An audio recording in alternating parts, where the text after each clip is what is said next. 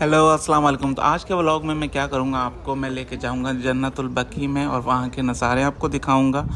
और इस व्लॉग को शुरू करने से पहले मैं जन्नतुल बकी के बारे में बता देता हूँ। बेसिकली ये जो जन्नतुल बकी या इसे आप आम अल्फाज में कब्रिस्तान कह सकते हैं, जो कि नबी पाक सल्लल्लाहु अलैहि वसल्लम के रोज़े मुबारक के बिल्कुल साथ है। तो इसके बारे में काफ़ी सारी अहादीस भी हैं कि तुम में से जितने सहाबी या जितने लोग हो सकें इस कब्रिस्तान में आएँ ताकि क़यामत के रोज़ में उनकी सिफारिश कर सकूं। तो इसलिए इस कब्रिस्तान या इस जन्नतुल बकी का बहुत आला मुकाम है और जितने भी सहाबा कराम थे तकरीबन और नबी पाक सल्लल्लाहु अलैहि वसल्लम की सारी फैमिली, इवन के बीबी ज़हरा, सबके जो मकबरे जो हैं वो यहीं पे मौजूद हैं।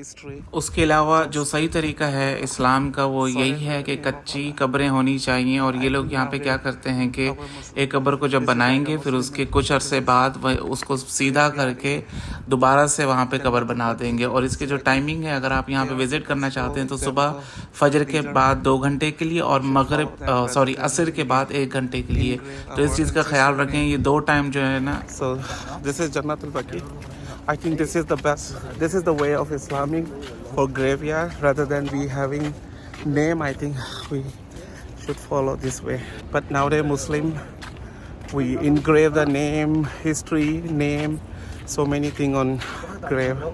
I think this is the best way to do. और जन्नतुल बकी दिखाने का मकसद मेरा ये था कि ये लोग तो खुश नसीब लोग हैं जो यहाँ पे आराम फरमा रहे हैं। और आपके सामने ये जनाज़ा भी अभी आ रहा है, क्योंकि यहाँ पे मैंने जैसे कहा है कि दिन में 2 दफ़ा जनाजे लाए जाते हैं। और क्योंकि कभी भी ये जगह कम नहीं पड़ती, इसलिए कि ये लोग उस सरफेस को फिर दोबारा से प्लान कर। और उसके साथ साथ मैं आपको एक चीज़ और बताता चलूँ कि हमारे यहाँ जितनी भी रसूमात की जाती हैं वो भी इस तरह का कोई इस्लाम में कॉन्सेप्ट नहीं है, जैसे तीजा, दसवां और उसके अलावा ऊंची कब्रें बनाने का जो रिवाज चल पड़ा है। तो मकसद सिर्फ इतना सा था कि क्योंकि हमने भी बिल आखिर इस मुकाम पर आना है, और अगर जन्नतुल बकी में तो मतलब ये तो बड़ी खुश नसीबी की बात है। लेकिन ये जो है ये बीबी ज़हरा की कब्र है जहाँ पर वो सकून फरमा रही हैं, और उनके साथ उनके बेटे और काफ़ी मतलब जितनी भी नबी पाक सल्लल्लाहु अलैहि वसल्लम की बेटियाँ थी वो सारी इसी कब्रिस्तान में हैं। तो